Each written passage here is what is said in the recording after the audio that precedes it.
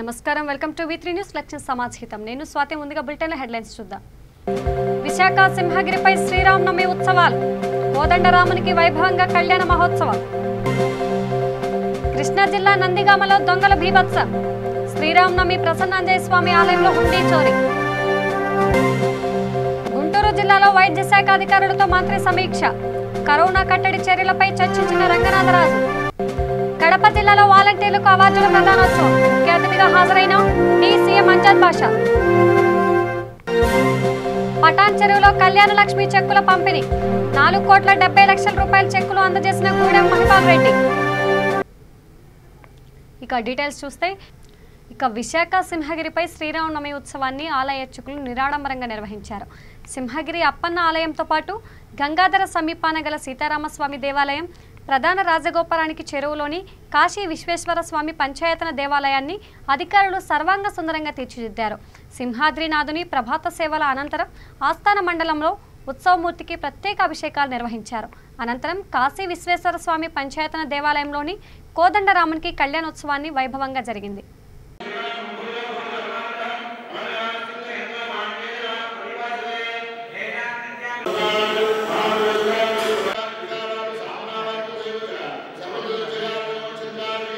మనం గౌరవ మర్యాదలతో అక్కడికి స్వామికి అక్కడ ప్రత్యేకంగా పట్టువస్త్రాలు అవన్నీ సమర్పించి అక్కడ స్వామివారి దర్శనం కూడా అక్కడ చేసుకుని మేము సిబ్బందితో మా ఏఈఓ గారు అనేక మంది సిబ్బంది కూడా వెళ్ళి అక్కడ కార్యక్రమం జరిపించి వస్తామన్నమాట. అందువలన అందరికీ కూడా శ్రీరామనవమి శుభాకాంక్షలు తెలుపుతూ సెలవు తీసుకుంటున్నాం. కృష్ణా జిల్లా నందిగామ మండలం చందాపురంలో దొంగలు బీభత్సం సృష్టించారు. చందాపురంలోని శ్రీ ప్రసన్నాంజనేయ స్వామి ఆలయంలో అర్ధరాత్రి హుండీ పగలగొట్టి అందులో ఉన్న నగదు, బంగారు ఆభరణాలను దుండగులు ఎత్తుకెళ్లారు. తెల్లవారుజామున వాచ్మెన్ వచ్చే సమయానికి హుండీ పగలపోవడంతో వాచ్మెన్ వెంటనే గ్రామస్తులకు, పోలీసులకు సమాచారం ఇచ్చాడు. ఆలయం వద్దకు చేరుకున్న పోలీసులు కేసు నమోదు చేసి దర్యాప్తు చేస్తున్నారు.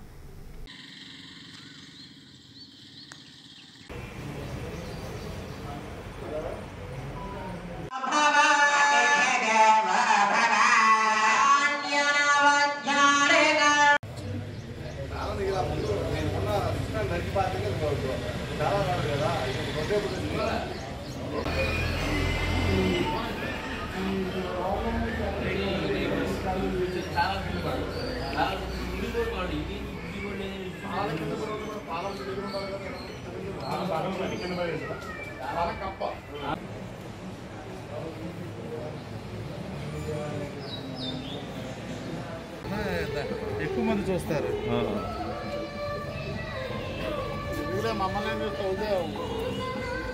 అలాగే సార్ వాళ్ళకి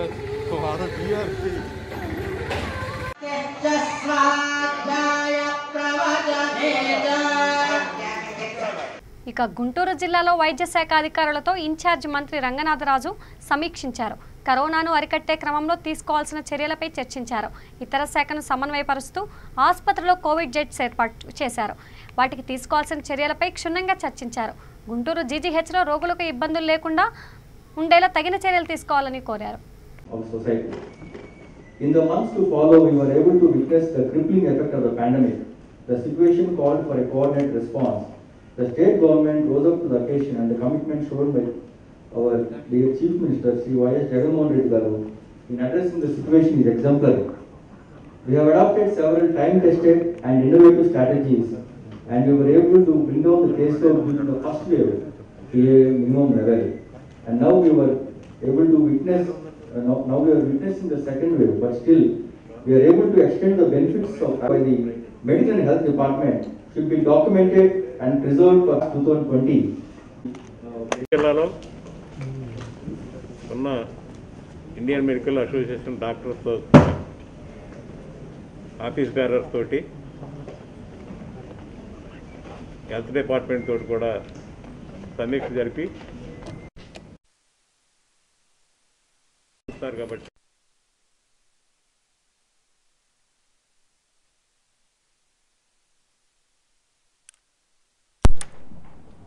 కోఆపరేట్ చేసి మినిమం ఛార్జెస్ చేసి సామాన్య ప్రజలకు ఇబ్బంది లేకుండా కూడా ఛార్జెస్ చేయమని కూడా మేము ఐఎంఏ హాస్పిటల్ అసోసియేషన్ కూడా కోరటం జరిగింది. అది కూడా స్పందించి తప్పకుండా సహకరించా అన్నారు. ఇంకా అవసరమైన దగ్గర కూడా ఇంకా బెడ్స్ పెట్టి మిగిలిన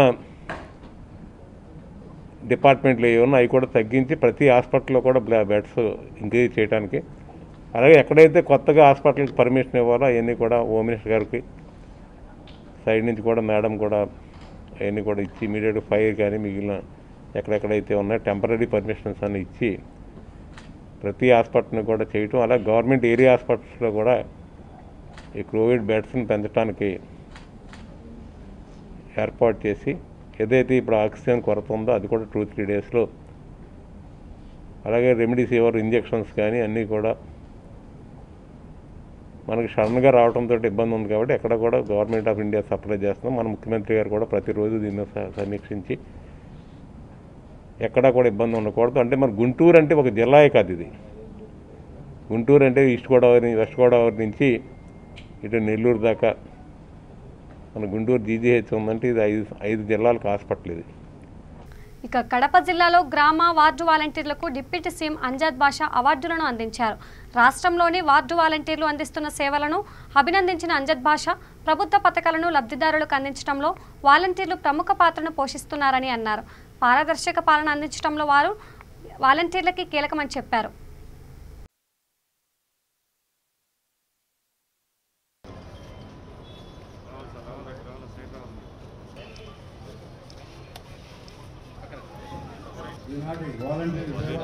భద్రం కన్నే విష్ణుయామ దేవాగం సుస్తనోభిః యశేమదేవహితం యదాయుః స్వస్తినయం.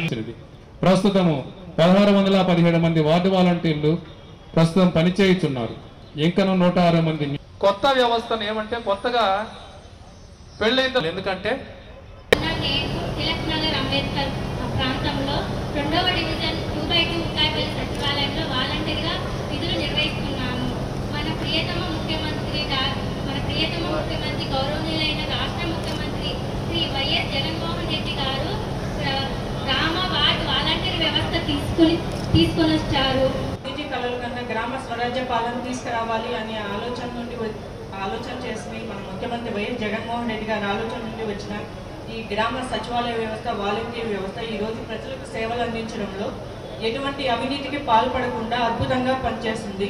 ప్రభుత్వం ఎన్నో పథకాలు ప్రవేశపెట్టాయి, కానీ వాటిల్లో 10% వరకు కూడా ప్రజల వరకు చేరలేదు. కానీ ఈరోజు ప్రతి పథకం 99% వరకు ప్రజల వద్దకు చేరుతుంది అంటే మన వాలంటీర్ వ్యవస్థ వల్లే సాధ్యమైంది.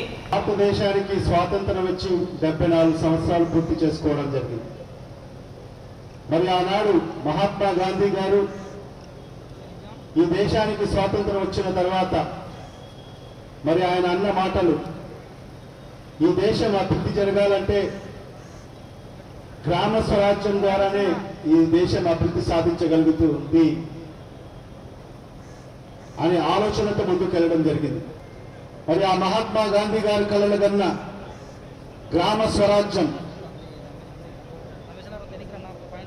పరిపాలనను గ్రామాల వద్దకు తీసుకెళ్తేనే ఆ గ్రామం అభివృద్ధి జరుగుతుంది, మరి ఆ ప్రాంతం అభివృద్ధి జరుగుతుంది, ఆ రాష్ట్రం అభివృద్ధి జరుగుతుంది, మరి ఆ దేశం అభివృద్ధి జరుగుతుంది అని నమ్మిన సిద్ధాంతంతో మన అందరి ప్రియతమ నాయకులు ఈ రాష్ట్ర ముఖ్యమంత్రి మరి ఆయన మానస పత్రిక అయిన ఈ వాలంటీర్ వ్యవస్థ. మన మేయర్ గారు, తర్వాత సబ్ కలెక్టర్ గారు, మన గౌరవనీయులైన డిప్యూటీ మేయర్ గారు సత్కరిస్తున్నారు.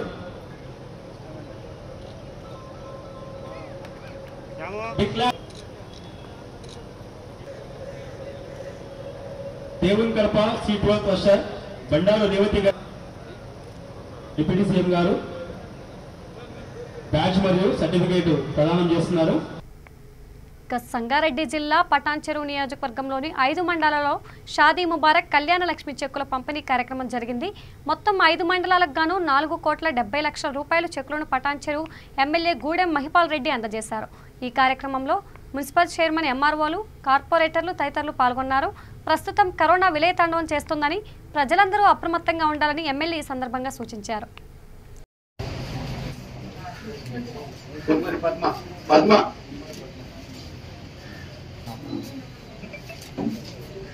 नाजिया बेगम సవరణ చర్య తీసుకునే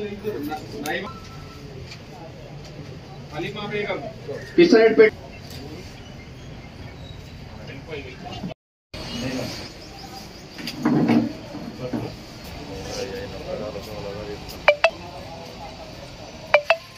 మన పద్మ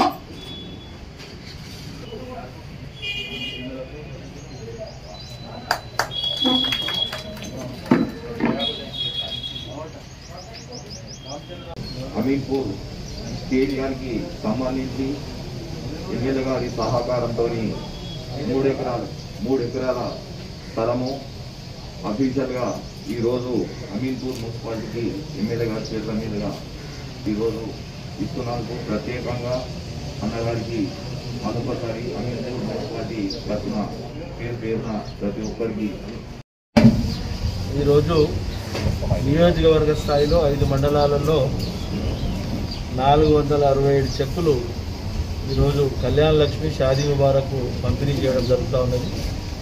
4,70,00,000 నియోజకవర్గ స్థాయిలో ఈరోజు పంపిణీ చేయడం జరిగింది.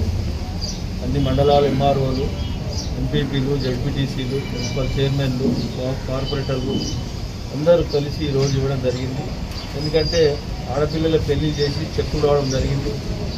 ఈ కరోనా ఇబ్బందులలో ఉన్న మీకు చెక్కులు అందజేయాలి, ఇబ్బందులలో ఉన్నారనే ఆలోచనతో మీ అందరితో కలిసి ఇవ్వడం జరిగింది. మరి ఈరోజు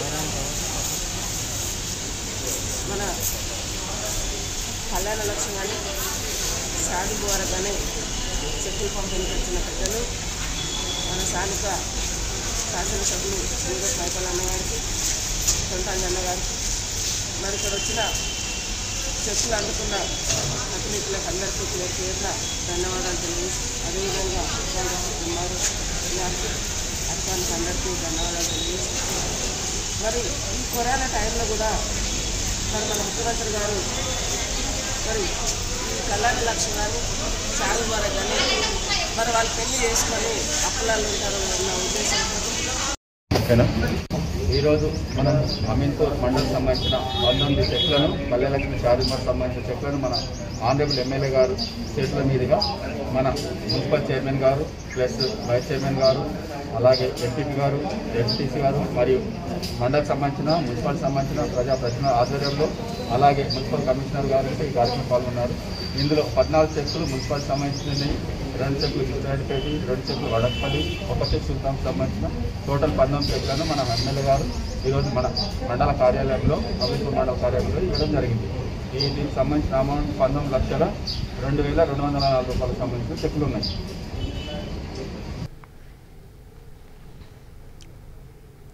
ఇక రైతులు అప్పుల ఊబిలో చిక్కుకోకుండా వడ్డీ లేని రుణాలు ఇస్తామని ఎన్నికల ముందు ఇచ్చిన మాట మేరకు అధికారంలోకి వచ్చిన వెంటనే సీఎం వైఎస్ జగన్ వైఎస్ఆర్ 0 వడ్డీ పంట రుణాల పథకం అమలు చేస్తున్నారని మంత్రి అప్పలరాజు తెలిపారు. తొలుత ఈ క్రాఫ్లో నమోదు చేసుకున్న రైతులకు మాత్రమే 0 వడ్డీ పంట రుణాల పథకం వర్తింపచేయాలని నిర్ణయించారని, బ్యాంకర్లు అర్హులుగా గుర్తించిన వారందరికీ ఇప్పుడు సీఎం జగన్ ఉదారంగా ఈ పథకాన్ని వర్తింపజేసి వడ్డీ రాయితీ చెల్లిస్తున్నారని చెప్పారు. రైతులకు ఇచ్చిన హామీలను పూర్తి స్థాయిలో అమలు చేసే విధంగా కృషి చేస్తున్నామని వివరించారు. అందరికీ నమస్కారం. చాలా సంతోషకరమైనటువంటి రోజు ఈరోజు. ఎందుచేతంటే రైతుల సీజన్ మొదలవుతున్నటువంటి సమయం ఇది.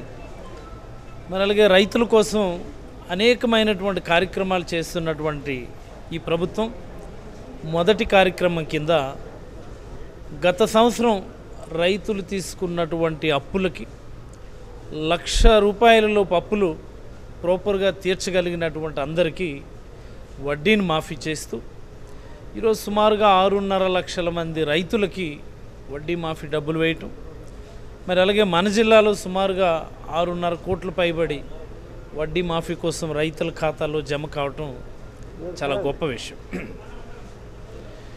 ఇది రైతుల పట్ల జగన్మోహన్ రెడ్డి గారికి ఉన్నటువంటి అంకిత భావాన్ని సూచిస్తాం. విత్తనం వేసిన దశ నుంచి పంట చేతికొచ్చే దశ వరకు అన్ని దశల్లో కూడా రైతులకు అండగా నిలబడుతున్నటువంటి ఏకైక ప్రభుత్వం జగన్మోహన్ రెడ్డి గారి ప్రభుత్వం. మీరు ఒకసారి చూసుకోండి. ఈరోజు వడ్డీ మాఫీతో మొదలైంది. రేపొద్దున వైఎస్ఆర్ రైతు భరోసా పంట పెట్టుబడి కింద వేస్తున్నాం. మరి అలాగే వైఎస్ఆర్ ఉచిత బీమా కింద గత సంవత్సరం నష్టపోయినటువంటి రైతులకి బీమా డబ్బులు ఇస్తున్నాం. ప్రకృతి వైపరీత్యాల వల్ల ఏదైనా నష్టం జరిగితే వాళ్ళకి ఇన్పుట్ సబ్సిడీ కింద తక్షణమే ఇస్తూ ఉన్నాం.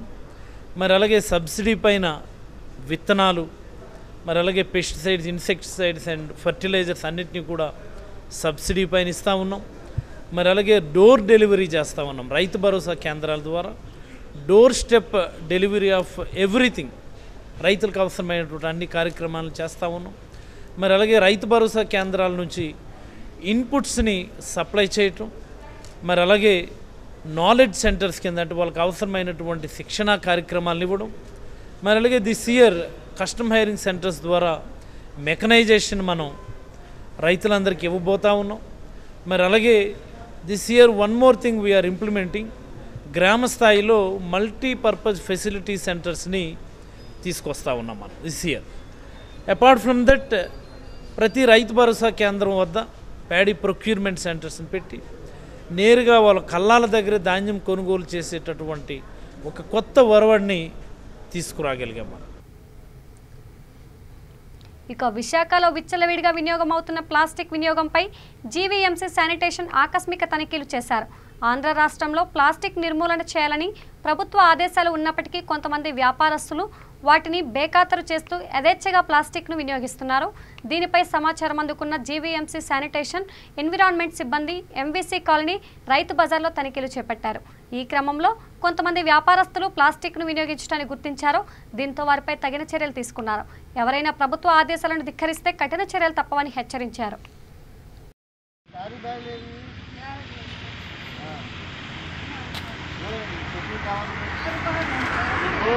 జనాలు కడబాయి పోయినా నీకు పర్లేదు.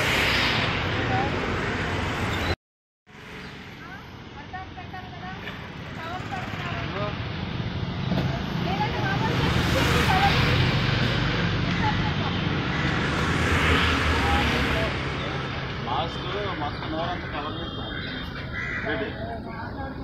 మాట్లాడుతుంది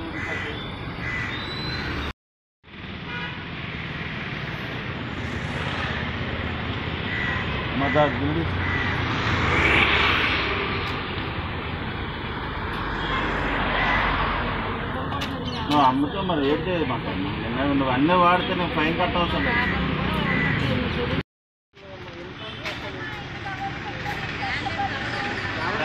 ఎవడ అన్నాడు బ్రాండెడ్.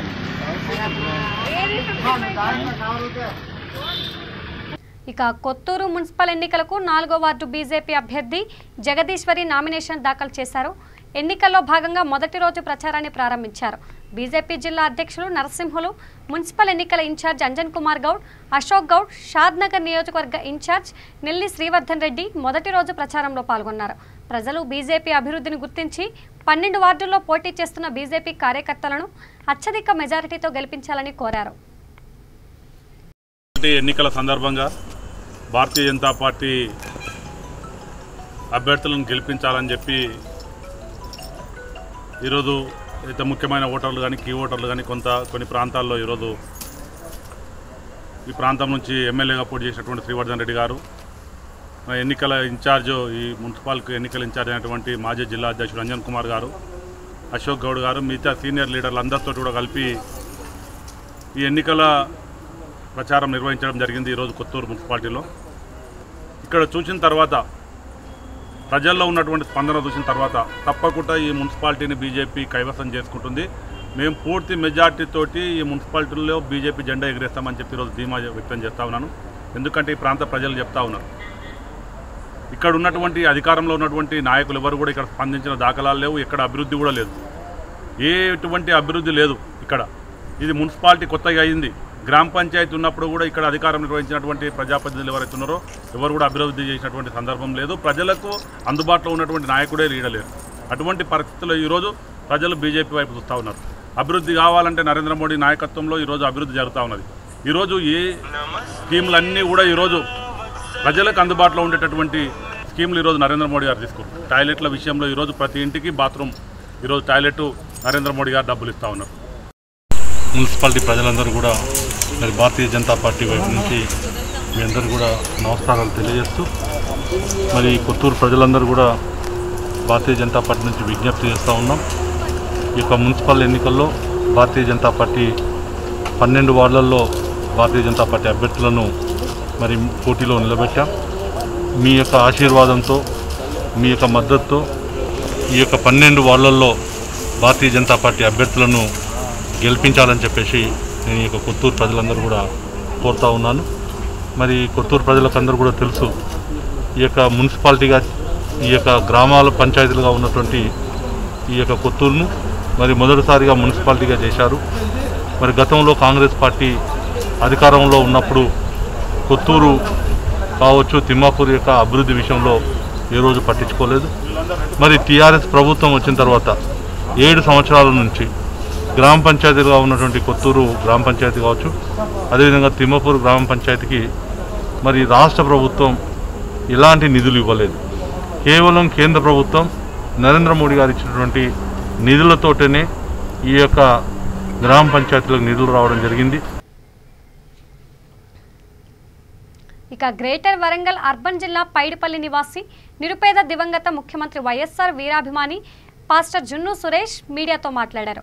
వైఎస్ఆర్ అంటే ఎంతో ఇష్టమని, ఆయన కోసం వైఎస్ఆర్ కాంగ్రెస్ పార్టీని బలోపేతం చేశానని, నేడు పేదరికాన్ని అనుభవిస్తున్నానని, తన ఆర్థిక పరిస్థితి, కుటుంబ పరిస్థితి బాగాలేదని, తనను, తన కుటుంబాన్ని ఆంధ్రప్రదేశ్ ముఖ్యమంత్రి వైఎస్ జగన్మోహన్ రెడ్డి ఆదుకోవాలని కోరారు.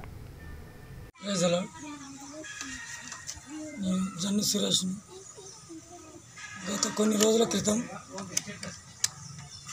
రక్షణ స్వార్థ మహాసభలను యేసయ్య పిలుపు మేరకు నేను ఏర్పాటు చేశాను. దానికి చాలా ఖర్చు అయింది, 4 లక్షల రూపాయల దాకా అయింది. సహాయం చేసేవారు ఎవరు లేరు.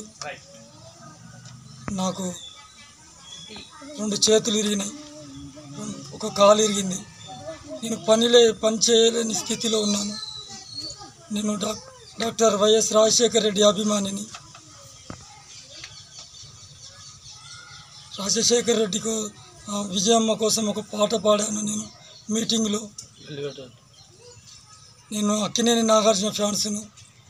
నాగార్జున అంటే నేను చాలా ప్రాణం పెట్టేది, రాజశేఖర్ రెడ్డి అంటే ప్రాణం పెట్టేది. నేను పని చేసుకునేవాడిని, కూలి పని, సెంట్రింగ్ రాడ్ బెండింగ్ పని చేసుకునేవాడిని. నాకు 3 పిల్లలు, 2 కుమారులు, ఒక పాప. దేవుడు గొప్ప గొప్ప కార్యములు జరిగించాడు.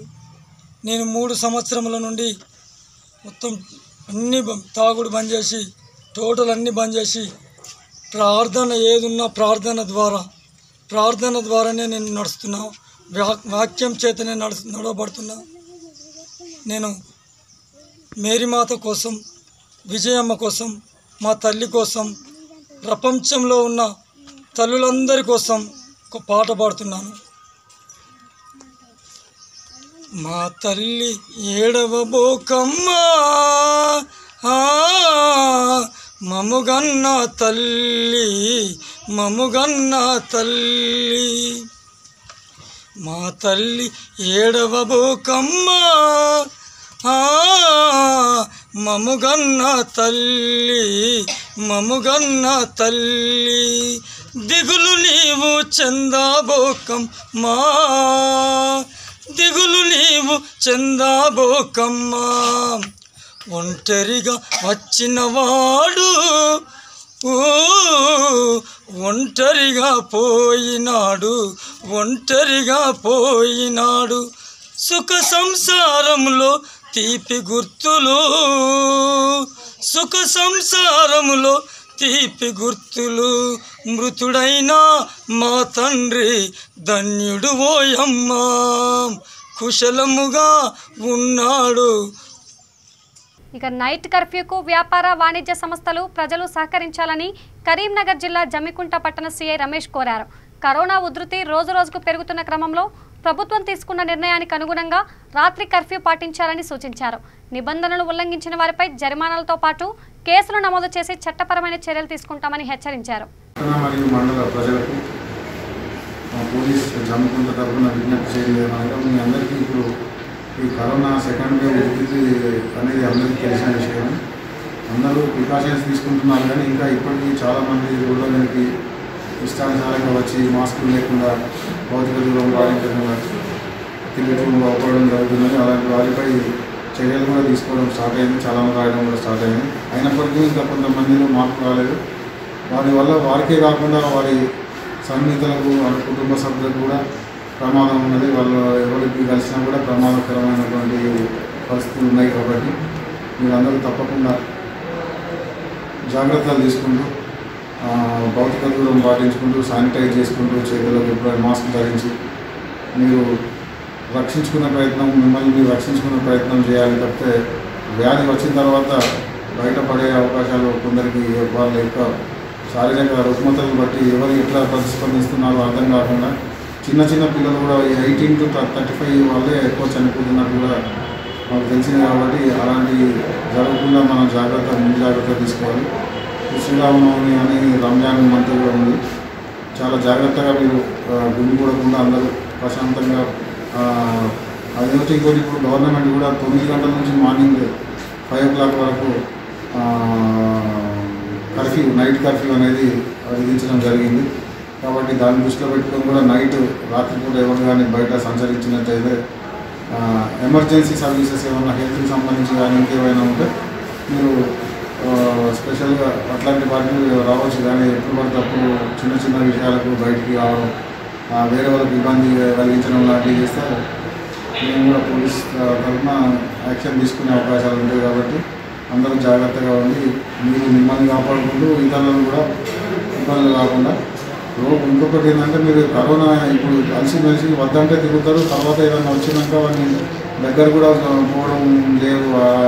ఇళ్ళకి కిరాయి ఇప్పుడు చైర్మన్ గారు చెప్పినట్టు ఇంటికి కిరాయి వాళ్ళని పంపించడం అట్లాంటివి చేయవద్దు. ఎందుకంటే మనం రోగిని ద్వేషించదు, రోగికి సపోర్ట్ చేయాలి. ఆ టైంలో మన ఆరోగ్యం అనేది ఎవరికి మన చేతులు లేదు, మనకు కూడా జరగవచ్చు. అట్లాంటప్పుడు మనం అట్లా చేయడం తప్పు.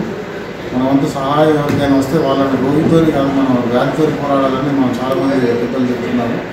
ఆ విధంగానే మీరు అందరూ నడుచుకోవాలని చెప్పి జమ్మికుంట పోలీస్ తరఫున విజ్ఞప్తి చేస్తారు. ఇక రాష్ట్ర ప్రభుత్వం విధించిన నైట్ కర్ఫ్యూ రాత్రి 9 గంటల నుంచి ఉదయం 5 గంటల వరకు అమల్లో ఉంటుందని, ఎటువంటి అనుమతి లేకుండా ప్రజలు బయటికి రావద్దని నిర్మల్ జిల్లా పోలీసులు కోరారు. అత్యవసరమైతే తప్ప బయటకు రావద్దని, నిబంధనలు ధిక్కరిస్తే వారిపై కఠిన చర్యలు తీసుకుంటామని ఎస్పీ ప్రవీణ్ కుమార్ అన్నారు. కరోనా వ్యాప్తి, నైట్ కర్ఫ్యూ అమలుపై ఆయన మీడియాతో మాట్లాడారు. కోవిడ్ నిబంధనలు పాటించాలని, రాత్రి కర్ఫ్యూకు సహకరించాలని కోరారు. అనుసారం 8 గంటలకు షాప్స్ మూపించడం జరుగుతూ ఉంది. All establishments except essential and emergency services తప్ప. అదేవిధంగా రాత్రి 9 గంటల నుండి ఉదయం 5 గంటల వరకు మనకు ఇచ్చినటువంటి ఆదేశాల ప్రకారము నగరంలో కర్ఫ్యూ విధించడం జరిగింది. కాబట్టి ప్రజలందరూ ఈ కర్ఫ్యూకు సహకరించాలి. అత్యవసర సమయాలలో తప్పించి మిగతా సమయాలలో బయటకు రాకుండా, ఒకవేళ రోజంతా బయటకు వచ్చినా తప్పనిసరిగా మాస్క్ ధరించి తమ యొక్క ప్రాణాలను, తమ యొక్క కుటుంబ యొక్క క్షేమాలను దృష్టిలో పెట్టుకొని ప్రజలందరూ పోలీసు వారికి కర్ఫ్యూకు సహకరించుకొని ఈ కోవిడ్ మహమ్మారి నుండి ప్రజలందరూ రక్షించుకోవాలని జిల్లా పోలీస్ తరఫున కోరుతున్నాను.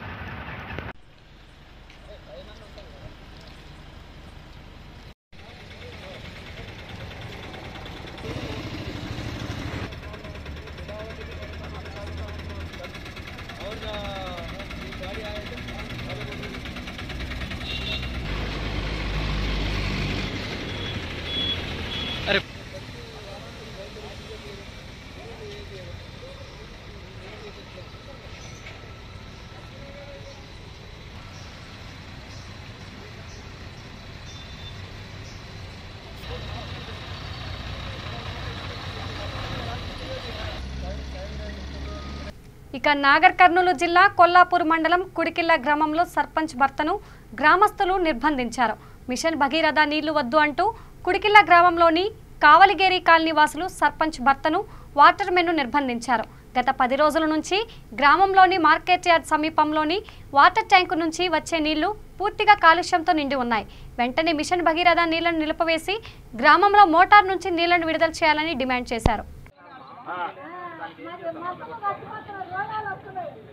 ఇప్పుడు ఇంకోటి ఇప్పుడు ఇదోటి కరోనా అని ఒకటి పెద్దది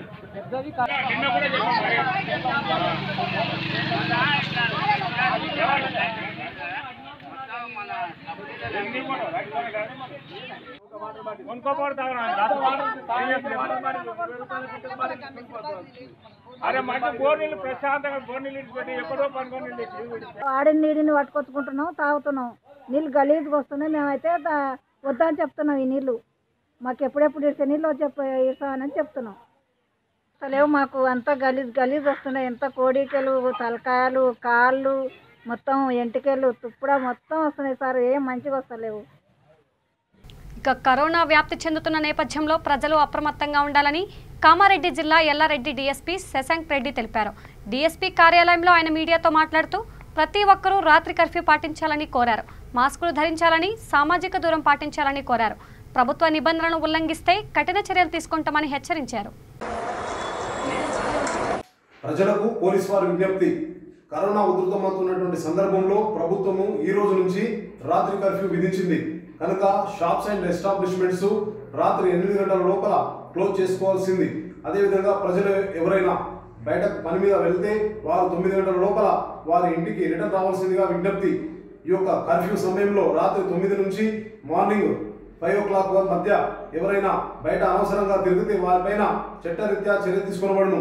కనుక ప్రజలందరూ పోలీస్ శాఖకు సహకరించి ఈ యొక్క కరోనాను తరిమి కొట్టడంలో సహకరించవలసిందిగా విజ్ఞప్తి. ఇట్లు డిఎస్పీ ఎల్లారెడ్డి. బులెటిన్ ముగించే ముందు హెడ్లైన్స్ మరోసారి చూద్దాం.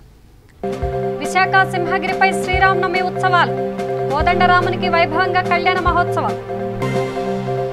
కృష్ణా జిల్లా నందిగామలో దొంగల బీభత్సం, శ్రీరామనవమి ప్రసన్నాంజనేయ స్వామి ఆలయంలో హుండీ చోరీ. గుంటూరు జిల్లాలో వైద్య శాఖ అధికారులతో మంత్రి సమీక్ష, కరోనా కట్టడి చర్యలపై చర్చించిన రంగనాథరాజు. కడప జిల్లాలో వాలంటీర్లకు అవార్డుల ప్రదానోత్సవం, ముఖ్య అతిథిగా హాజరైన సీఎం అంజద్ బాషా. పటాన్ చెరువులో కళ్యాణ లక్ష్మి చెక్కుల పంపిణీ, 4,70,00,000 రూపాయల చెక్కులు అందజేసిన గూడెం మహిపాల్ రెడ్డి. ఇవి బులెటిన్ అప్డేట్స్. చూస్తూనే ఉండండి V3 న్యూస్. లక్ష్యం సమాజహితం.